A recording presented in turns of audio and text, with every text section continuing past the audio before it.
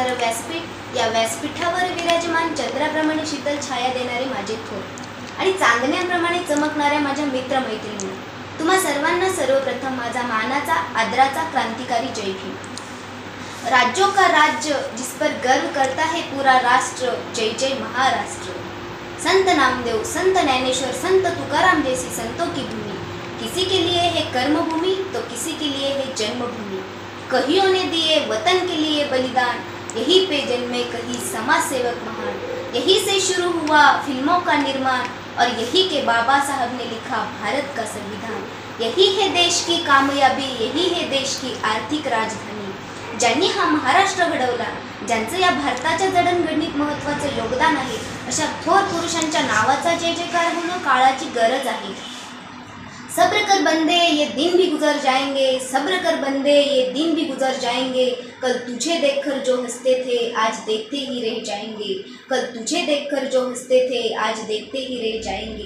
त्याग की ख्वाहिशें कुछ अलग कर दिखाने की, त्याग की ख्वाहिशें कुछ अलग कर दिखाने की। सिद्धार्थ ने खोया था सब कुछ भगवान बुद्ध बनने के लिए, असे शांततेचे उपासक तथागत गौतम बुद्ध, जिच्या कुशीत या महाराष्ट्राचं नेतृत्व वाढलं आणि घडलं, अशा राष्ट्रमाता, राजमाता, माता जिजाऊ, माता भीमाई।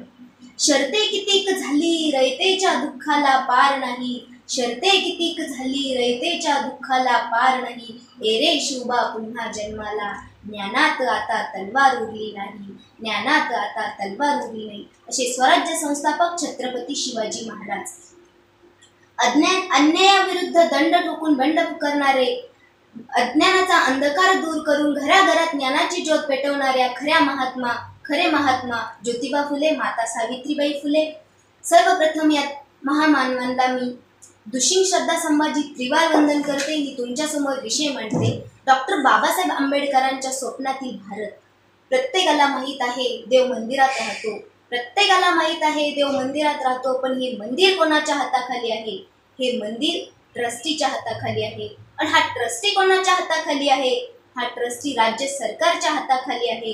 आणि राज्य सरकार कोणाच्या हाताखाली आहे? राज्य सरकार केंद्र सरकारच्या हाताखाली आहे। केंद्र सरकार कोणाच्या हाताखाली आहे? केंद्र सरकार संसदेच्या हाताखाली आहे। आणि संसद कोणाच्या हाताखाली आहे? ही संसद राष्ट्रपतीच्या हाताखाली आहे। आणि हा राष्ट्रपती कोणाच्या हाताखाली आहे?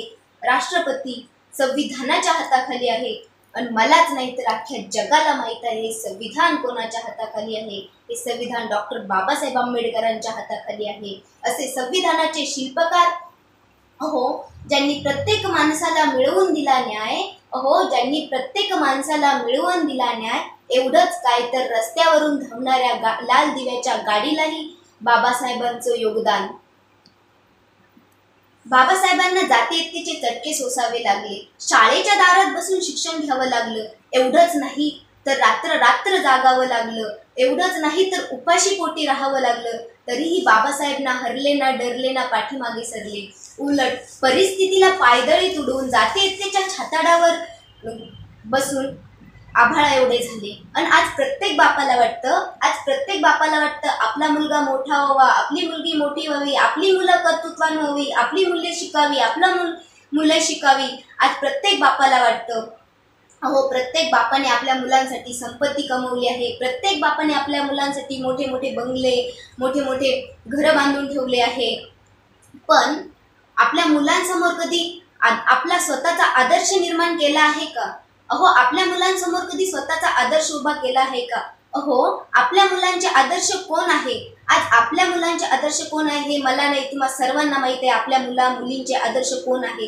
अहो आपल्या मुलींचे आदर्श डॉक्टर बाबासाहेब आंबेडकर असायला पाहिजे, आपल्या मुलीचे आदर्श सावित्रीबाई फुले असायला पाहिजे।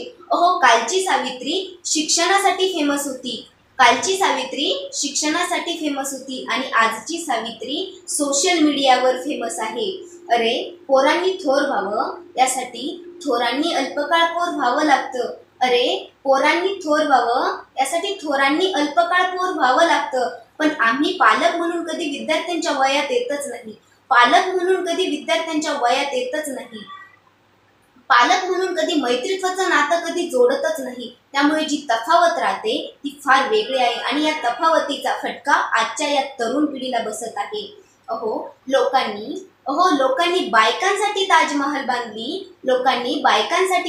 बांधली, पण पुस्तकासाठी राजगृह बांधणारा एकच महामानव होऊन गेले, ते म्हणजे डॉक्टर बाबासाहेब आंबेडकर. आणि आज आपली मुलं गर्लफ्रेंडसाठी मोबाईल घेतात, आज आपली मुलं गर्लफ्रेंडसाठी स्मार्ट वॉच घेतात. मोठं किती व्हावं आणि मोठं किती होता आलं पाहिजे. आयुष्यात सर्वाधिक संपत्ती कमवणे म्हणजे मोठे नाही. बाबासाहेबांना उंबऱ्याच्या बाहेर बसून शिक्षण घेत असताना शाहूंनी मदत करावी आणि बाबासाहेबांनी परदेशात कोलंबिया विद्यापीठात शिक्षणाला जावं आणि त्याच कोलंबिया विद्यापीठातील बराक ओबामा नावाच्या पोराने डॉक्टर बाबासाहेब आंबेडकरांची प्रेरणा घ्यावी आणि अमेरिकेचा राष्ट्राध्यक्ष व्हावं.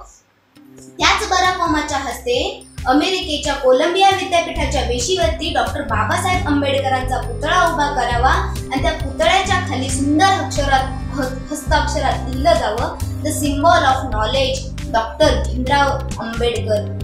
जगाच्या ज्ञानवेशीवरती उंबऱ्याच्या बाहेर बसावा लागणाऱ्या पोराला या जगाचं ज्ञानतीर्थ म्हणून शोभावं लागावं. इतकं मोठं होता आलं पाहिजे. श्रोते प्रेक्षक हो, तुम्हाला आमच्या स्पर्धकाचा व्हिडिओ नक्कीच आवडला असेल. आता या स्पर्धकाला विजयी करण्यासाठी तुम्ही देखील मदत करू शकता. त्यासाठी तुम्हाला या व्हिडिओला लाईक करायचे आहे, स्पर्धकाला प्रेरित करण्यासाठी किंवा या विषयावर तुमचे मत कमेंट मध्ये व्यक्त करायचे आहे. त्याचबरोबर या स्पर्धकाचा व्हिडिओ जास्तीत जास्त लोकांपर्यंत शेअर देखील करायचा आहे. स्पेक्ट्रम अकॅडमी स्पर्धा परीक्षांच्या तयारीसोबतच महाराष्ट्राच्या कानाकोपऱ्यात विविध शैक्षणिक आणि सामाजिक उपक्रमांचे आयोजन करीत असते. ही स्पर्धा अशाच उपक्रमांचा एक भाग आहे. तुम्ही देखील स्पेक्ट्रमच्या या परिवारात सामील होऊ शकता. स्पेक्ट्रमच्या विविध उपक्रमांची अपडेट मिळवण्यासाठी या YouTube चॅनलला सबस्क्राईब करायला विसरू नका. व्हिडिओ शेवटपर्यंत पाहिल्याबद्दल आपले मनपूर्वक आभार.